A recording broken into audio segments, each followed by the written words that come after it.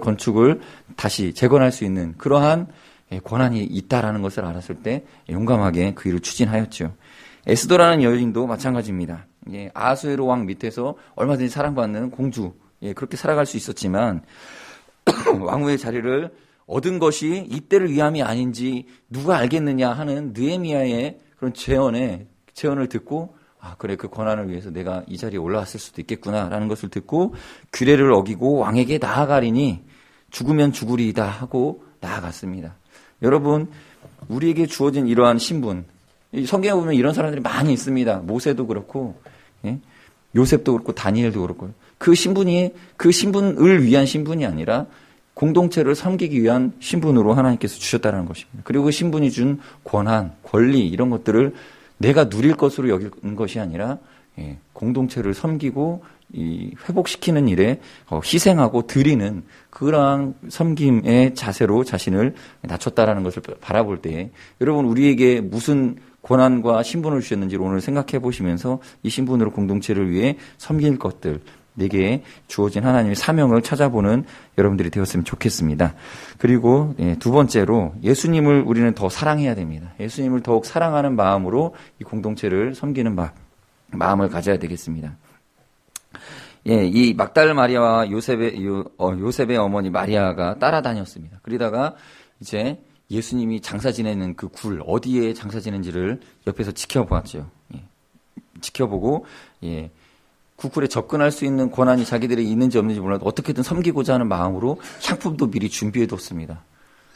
사실 돌문으로 커다란 돌문으로 막혀 있었는데 그걸 어떻게 옮겨야 될지 한 대책도 없이 그거를 이렇게 상품을 사가지고 일단은 안식 후 첫날 새벽에 일찍 나갑니다. 예수님의 시신을 수습하기 위해서. 안식일에는 뭘 할 수가 없으니까 쉬었다가 다음날 아침 새벽이 되었을 때 딱 돌문을 어떻게 열어야 될까 고민을 하면서 향품을 들고 갔는데 때마침 갔는데 돌문이 열려 있었죠. 이게 하나님의 은혜죠. 은혜입니다. 하나님 예수 그리스도를 섬기고자 할 때에 하나님께서 우리의 그 마음을 보시고 돌문을 옮겨주신다라는 거죠. 여러분들 섬기고자 할 때 때로는 대책이 없을 수도 있습니다. 그러나 그 마음 가지고 달려가십시오. 하나님께서 문을 열어주시고 섬길 수 있게 해주실 것입니다. 그러나 그 섬기고자 하는 마음을 하나님 받으셨지 그 시신은 온데간데 없었습니다. 예수 그리스도께서는 부활하셨기 때문에 갔더니 천사 다른 성경에는 천사로 기록되어 있는데 아마도 이 마가복음의 관점에서는 흰옷 입은 청년으로 보였던 것 같습니다. 그래서 흰옷 입은 청년이 그 사람들의 눈에는 흰옷 입은 청년으로 보였겠죠. 돌문을 치워놓고 우편에 앉아서 기다리고 있었죠. 이 여인들이 오기를.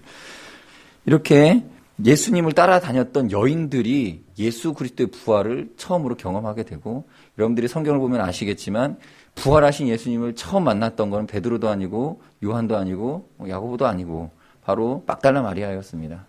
일곱 귀신이 들렸다가 예수님으로 말미암아 그 치료받았던 아주 짧게 설명이 된 여인, 이 가련한 여인이 부활하신 예수님을 처음 만났습니다.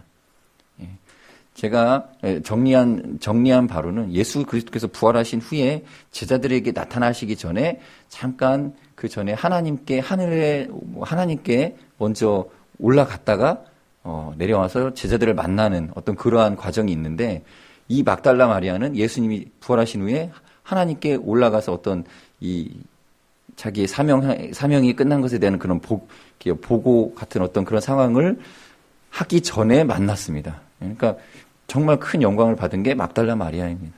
그리고 예수님이 하늘에 갔다가 다시 이렇게 내려오셔서 아마 저는 그 성경에 보면 내가 아직 아버지께로 올라가지 않았기 때문에 손대지 말라라고 하는 말을 들은 게 막달라 마리아였던 걸로 제가 알고 있습니다. 그렇게 막달라 마리아는 예수 그리스도의 첫 부활하신 모습을 보는 영광을 경험하는 여인이 됩니다. 여러분 왜 이런 일이 벌어졌습니까? 예수님을 더 사랑했기 때문이었던 것 같습니다. 예수님을 굉장히 많이 사랑했던 여인이었기 때문입니다. 감정적으로 아마도 여인네들에게 가지고 있었던 그 예수 그리스도를 향한 모성애 같은 마음 또는 그 그리스도를 향한 아무래도 남자보다 여성들이 가지고 있는 순수한 정말 그 예수님을 사랑하는 마음, 그 마음이 예수님을 따라가게 하였고 죽은 그 시체를 향하여서 달려가게 만들었고 더 예수님 가까이 가려고 하는 그 마음 때문에 아마도 예수님의 부활을 처음으로 만나지 않았을까라는 그런 생각을 합니다. 여러분 제자들, 예수의 제자들은 어땠습니까? 남자들입니다. 호언장담했습니다. 내가 예수님 죽을지언정 예수를 배반하지 않겠습니다. 제자들은 그렇게 장담했지만 막상 예수 그리스도가 끌려가자, 로마 군병들에게 끌려가자 다 무서워 도망치고 말았죠. 베드로도 물론 호기를 부려 칼로 귀를 베는 뭐 그런 용기를 내었지만, 그러나 예수 그리스도가 이제 이 로마 권력에 의해서 굴복당하자 도망 다니는 신세가 되어버리죠. 남자들은 그런 것 같습니다. 오히려 여성들이 순수하게 예수님을 더 사랑했던 것 같습니다. 여러분, 우리가 예수님을 더 사랑해야 되겠습니다. 우리 형제분들께서도 더 예수님을 이 순결한 신부, 여성이 신랑을 순수히 사랑하는 것과 같은 마음이 우리 남성들에게도, 형제분들에게도 있어야 된다는 것이겠죠. 더 뜨겁게 예수님을 간절한 마음으로 사랑하는 마음, 정말 예수님의 인격을 사모해서 따라가는 그러한 마음이, 순수한 마음이 우리에게도 필요하다는 것입니다. 그러한 사랑으로 사랑을 해야 되겠습니다. 그리고 예수님께서 이제 보여주신 사랑을 우리가 본받아야 되는데, 그것은 무엇이냐면 배반당할 것을 알지만 그래도 사랑하는 마음입니다. 오늘 본문 7절, 16장 7절에 보면 이렇게 기록되어 있습니다. 예수께서 너희보다 먼저 갈릴리로 가시나니 전에 너희에게 말씀하신 대로 너희가 거기서 배우리라. 전에 예수님께서 분명히 갈릴리로 가겠다, 너희보다 먼저 갈 것이다 라고 얘기하셨습니다. 그게 언제냐면 마가복음 14장 27절. 그럼 성경 한번 찾아보실까요? 마가복음 14장. 지금 오늘 본문에서 한두 장만 넘기시면 됩니다. 14장 27절, 28절에 이렇게 기록되어 있습니다. 다 같이 읽어보겠습니다. 27, 28절 시작. 예수께서 제자들에게 이르시되 너희가 다 나를 버리리라. 이는 기록된 바 내가 목자를 치리니 양들이 흩어지리라 하였음이니라. 그러나 내가 살아난 후에 너희보다 먼저 갈릴리로 가리라. 예수님은 본인이 십자가를 지고 죽게 되었을 때에 제자들이 다 떠날 것을 이미 알고 계셨습니다. 다 알고 있었습니다. 그리고 나서 그러나 내가 살아난 후에 너희보다 먼저 갈릴리로 가리라. 갈릴리가 어디입니까? 예수님이 제자들을 처음 만났던 디베레아 바닷가.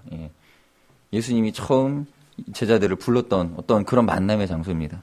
아마도 예수님께서는 제자들이 자기를 배신한 후에 어디로 갈지를 방황하다가 고향으로 돌아가자 하고 갈릴리로 돌아가서 혹시 거기서 물고기잡이라도 다시 시작할 수 있을까 하여서 돌아갈 것을 아마 다 머릿속에 이 하나님의 계시로 말미암아 알고 계셨던 것 같습니다. 알고 계셨고, 그래서 그럼에도 불구하고 이 제자들이 끝까지 같이 동행하였죠. 예루살렘 성전까지 같이 갔습니다. 그 일을 알았지만 선포하시고도 또 돌아가서 그들을 회유할 계획까지, 갈릴리까지 가서 이 제자들을 돌이켜야 되겠다는 이 계획까지 다 품으셨다라는 것입니다.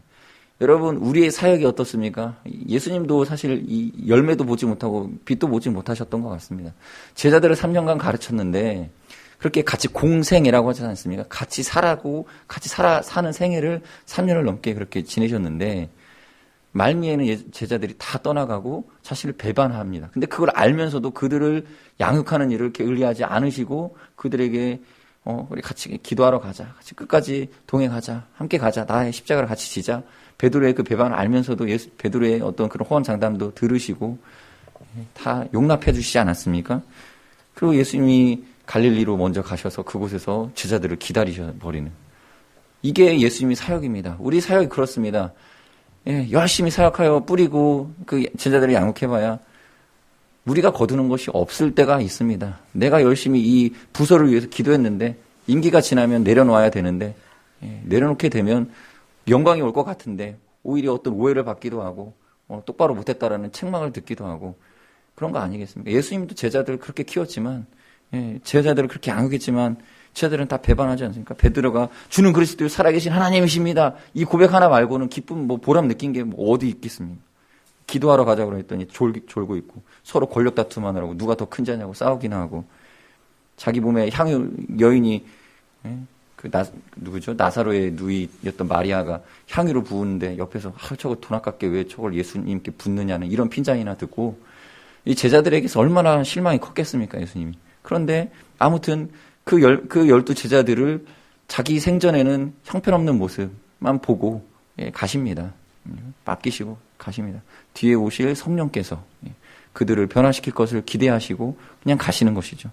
그리고 예수님은 그 열매를 못 본 게 아닙니다. 재림하실 때에 그 제자들을 통해서 수백 배 수준, 수십 배 수준, 엄청난 그 열매를 이제 거두시겠죠.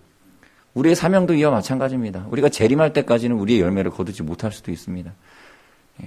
예수님이 십자가 지시고 죽기까지 그렇게 헌신하셨어도 거두지 못하는 것이 열매였던 것처럼 우리가 사역을 하면서 주님의 씨앗을 뿌립니다. 말씀의 씨앗을 뿌리고 각 부서에서 각 사역을 감당하고 말씀을 전하고 해도 아이들이 변화될 것 같은 모습을